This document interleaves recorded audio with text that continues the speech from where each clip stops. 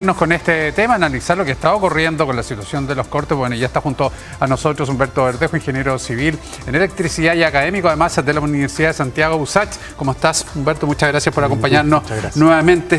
¿Tienes registro de algún periodo tan extenso de tiempo en que hayamos estado sin luz? Pero la empresa dice, en él particularmente, que esto es comparable a lo del terremoto del 2010.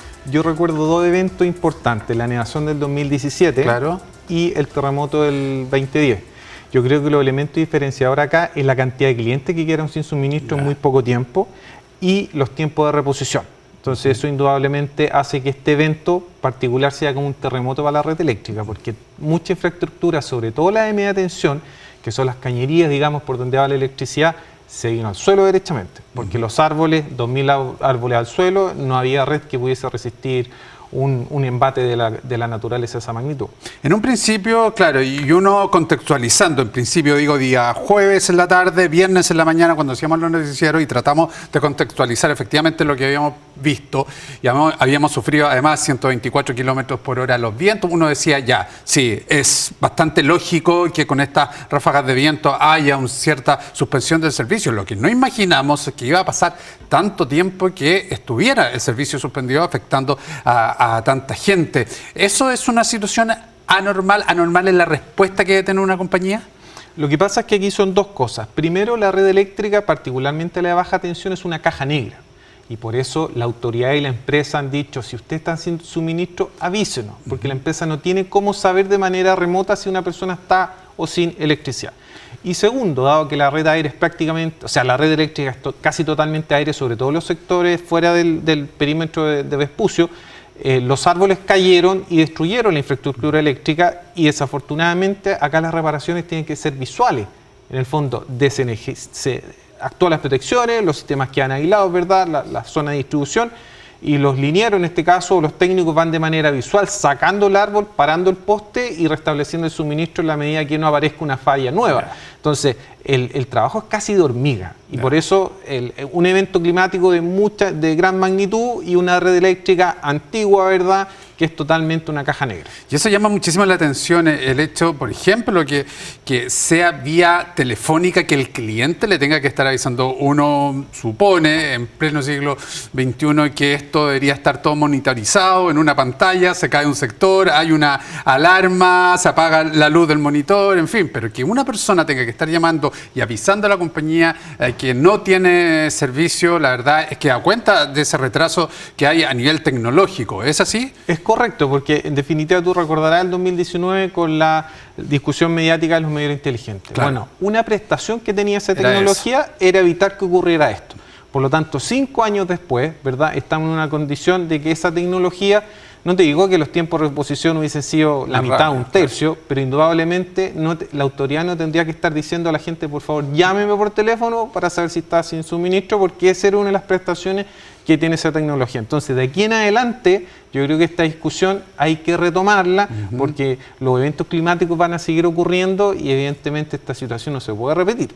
Ahora, claro, esos medidores inteligentes finalmente también lo que molesta en cierta medida es que sea el propio consumidor con el incremento a lo mejor en las tarifas los que tenga que pagar y no haya un soporte de la empresa o una exigencia también de cierto nivel tecnológico a la compañía. Por eso hay que buscar estrategias como por ejemplo se hace la línea de transmisión, ¿verdad? Se definen planes de extraordinarios o obras urgentes que se financien de alguna manera. Entonces aquí habría que pensar lo mismo, porque se ha escuchado en la discusión, ¿verdad?, soterramiento de la red. Claro. Yo creo que esa es una solución de mediano, incluso a largo plazo.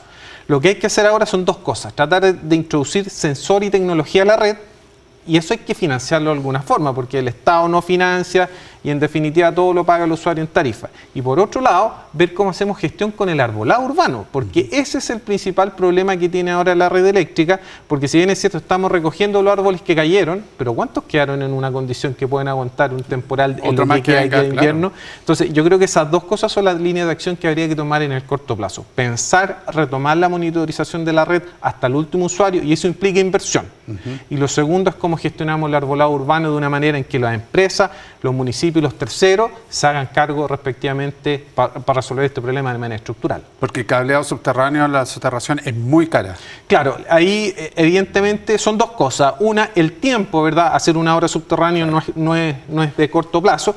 Y lo segundo es el costo, ¿verdad? Si uno piensa un kilómetro aéreo versus un kilómetro subterráneo, ¿verdad? Si lo comparamos en Providencia o en Santiago, el costo es 1:10. Ya. En zonas fuera del anillo Santiago, ¿verdad? Donde no hubiesen tantas restricciones, pudiese ser 1:6. Claro. Pero de todas maneras es un costo importante que en el esquema tarifario que tenemos al día de hoy se va a reflejar directamente en la tarifa. Estábamos viendo, Humberto, el informe de Berriosca Venega que da cuenta en el principio de su despacho acerca de las compensaciones. Sin duda que hay muchísima gente que se pregunta y que espera tal vez que la compensación sea ahora en estas cuentas. ¿Cuánto se demora la compensación? ¿Hay algún cálculo de cuánto podría hacer esta compensación? Y sobre todo con este llamado que hay a adelantarla, a agilizar los procesos. Sí, hay dos tipos de compensaciones. Las primeras que van por ley SEC, ¿verdad? Que se determinan a partir de una investigación que hace la Superintendencia de Electricidad y Combustible y en condiciones normales tienen un retardo de 2 meses. Ya. En la medida que la empresa presente los antecedentes, la Superintendencia dictamine que estas fallas fueron producto de una mala gestión de la empresa, una gestión deficiente. Y segundo, las que van por el CERNAC y los consumidores. Entonces, la que va por ley, ¿verdad? En este caso, por las compensaciones vía SEC, va a depender del tiempo que se estuvo sin suministro, de la densidad de la red. En el fondo, si es una comuna con densidad alta, ¿verdad? Que tiene mayores restricciones que una comuna de densidad baja. Por ejemplo, Santiago puede tener solo 9 horas de corte de suministro en un promedio de 12 meses hacia atrás, pero por ejemplo Lampa 14. Entonces, Lampa es menos restrictiva que Santiago.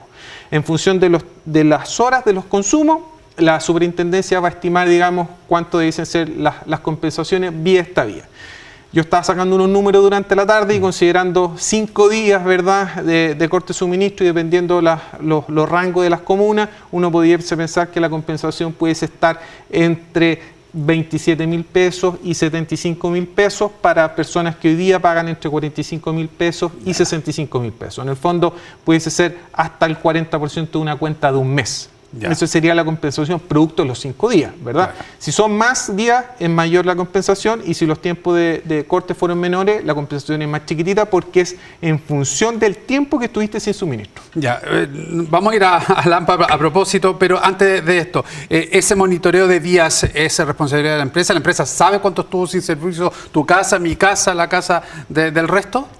¿O hay que tener algo preparado en el fondo? La empresa va a tener que informar. Ya. Y por eso la SEC es tan insistente. Infórmenos si usted está sin electricidad e indíquenos el número de clientes para empezar a hacer las estadísticas.